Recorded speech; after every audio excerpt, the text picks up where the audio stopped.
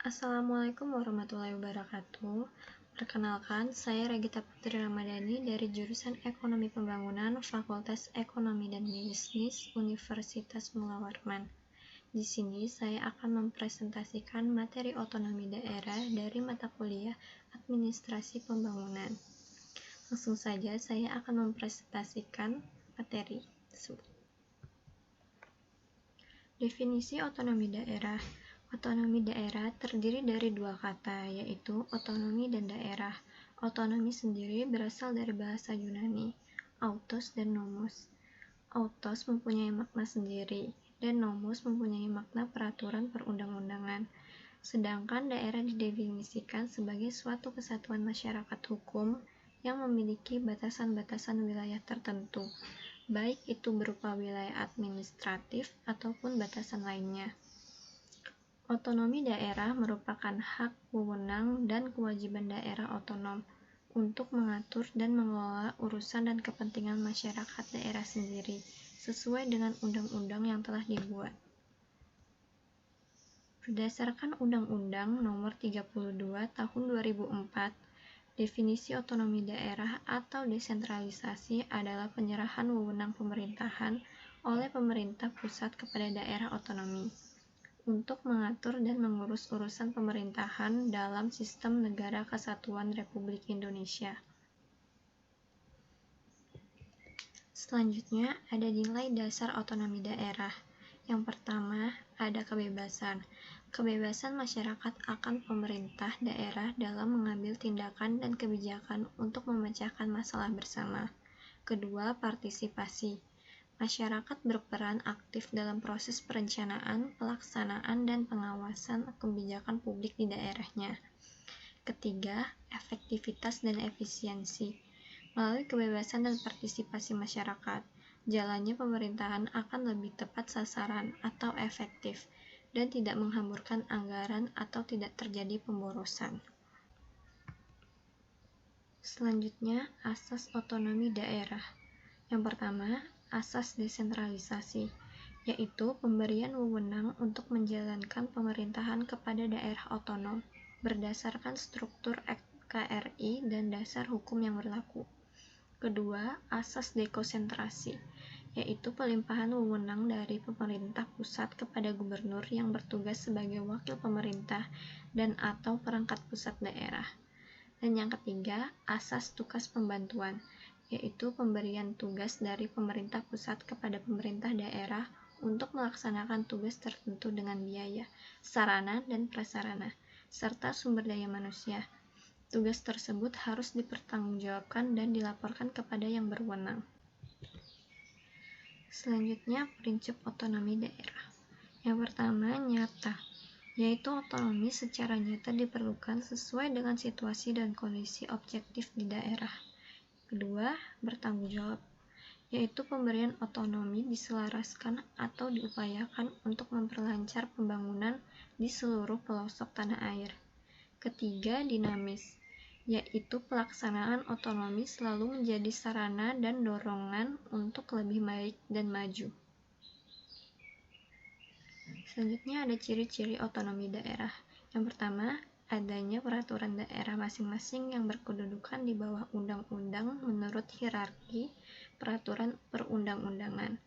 Kedua, peraturan daerah tersebut di atas senantiasa terkait dan tidak boleh bertentangan dengan undang-undang. Ketiga, hanya presiden atau raja sajalah yang berwenang untuk menentukan hukum. Keempat, DPRD provinsi atau DPRD pusat tidak punya hak veto terhadap rancangan undang-undang atau undang-undang yang disahkan DPR. Kelima, peraturan daerah dapat dicabut oleh pemerintah pusat. Keenam, bersifat semi-sentralisasi. Ketujuh, adanya suatu intervensi kebijakan dari pusat. Kedelapan, jika melakukan perjanjian dengan pihak asing, maka diperlukan persetujuan pemerintah pusat. Kesembilan, pos APBN dan APBD saling tergabung. Dan ke-10, pengeluaran dalam APBD dan APBN dihitung dengan metode perbandingan. Dan ke-11, setiap daerah tidak diakui sebagai negara yang berdaulat sehingga tidak tercerai-berai.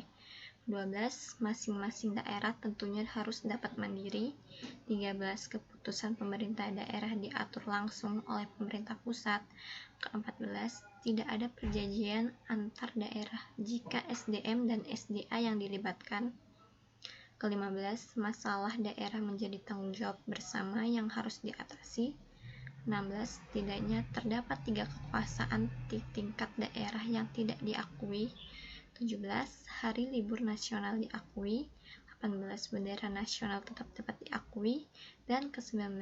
Bahasa nasional sajalah yang diakui. Selanjutnya ada tujuan otonomi daerah. Yang pertama ada distribusi regional yang merata dan adil.